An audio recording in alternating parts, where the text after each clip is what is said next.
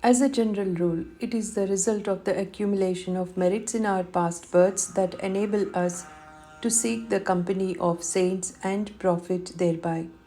To illustrate this rule, Hemad Pant gives his own instance.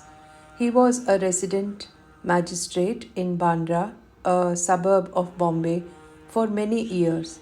A famous Muslim saint named Pir Maulana lived there, and many people who followed different religions used to go to him and receive his darshan.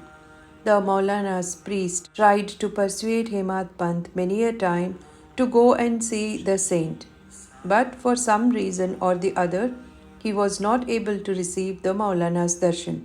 After many years, his turn came and he was called to Shirdi, where he was permanently enlisted in Sai Baba's darbar. Unfortunate people do not get to meet saints. It is only fortunate ones who receive this grace. Saints working in unison. There have been saints in this world from time immemorial.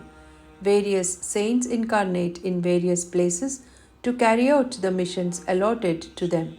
And though they work in different places, they work in unison.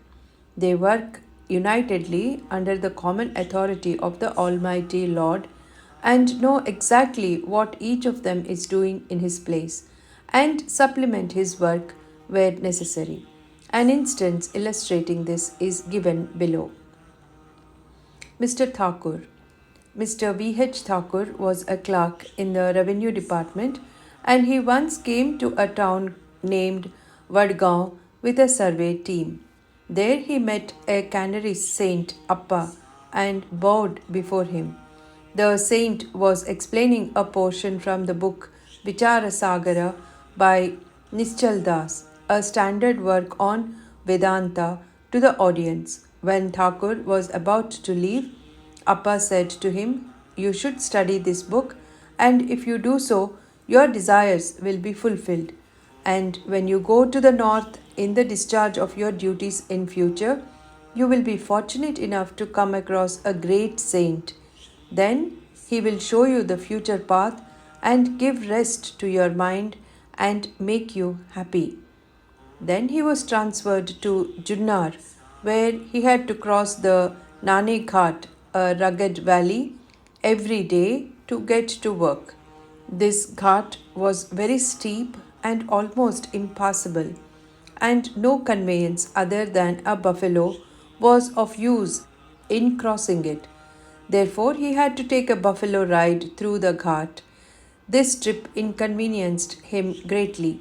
He was later transferred to Kalyan on a promotion, and there he met Nana Sahib Chandorkar. He heard a lot about Sai Baba from Chandorkar, and he wished to see Sai Baba. The next day, Nana Sahib had to go to Shirdi, and he asked Thakur to accompany him. Thakur could not do so as he had to appear in Thana civil court for a case. Therefore, Nana Sahib went alone. Thakur went to Thana, but there the case was postponed. Then he regretted for not accompanying Nana Sahib Chandorkar.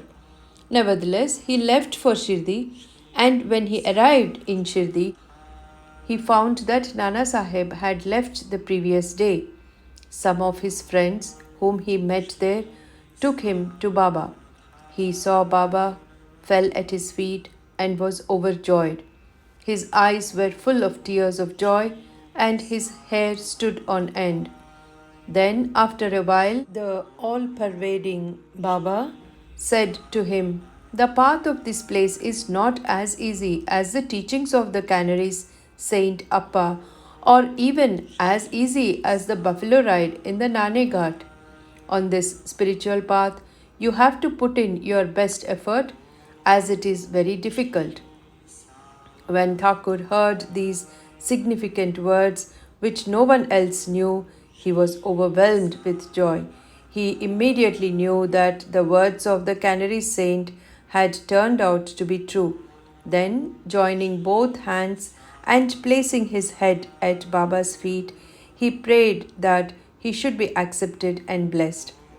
Sai Baba then said, What Appa told you was right, but these things have to be practiced and lived. Mere reading won't do.